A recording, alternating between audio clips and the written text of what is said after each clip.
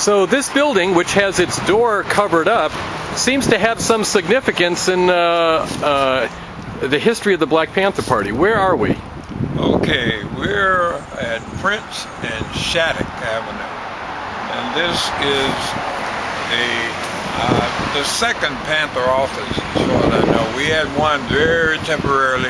We didn't have any money, and we had to get out of that and give it up. But this was a much more suitable site, and it became national headquarters for the Black Panther Party.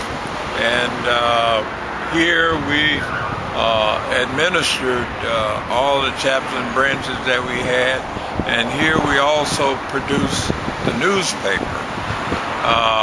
We did layouts here, and of course nobody wanted to print the Black Panther newspaper to start with, so we would take all of our layouts up to Berkeley, and Max Shear, who ran the Berkeley Bar, allowed us to use their equipment after they got their paper published, and to do what we had to do to get our paper out.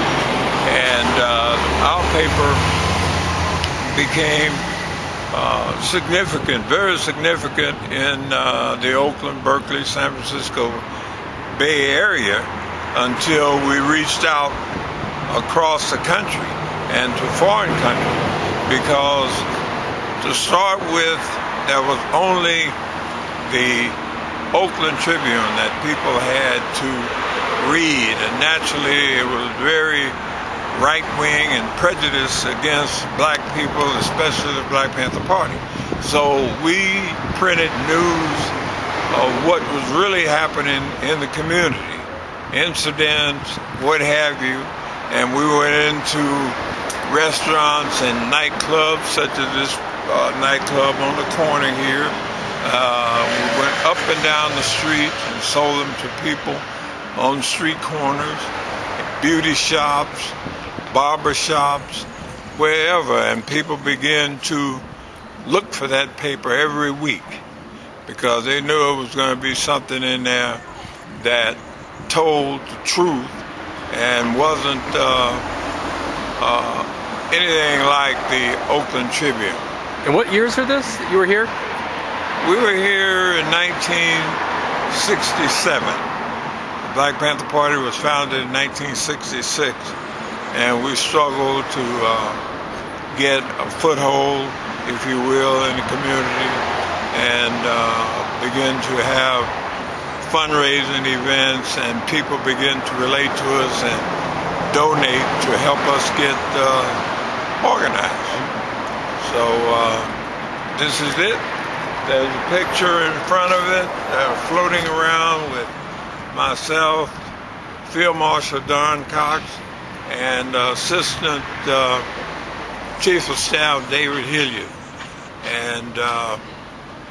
And there's also a picture, I believe, of Eldridge Cleaver in the window that the cops came by and shot at in this building.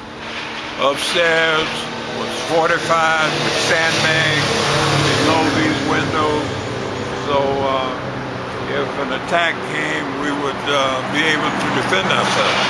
As a matter of fact, a young cop on the Berkeley Police Force sent us a copy of a floor plan that the Berkeley Police had devised to attack this building.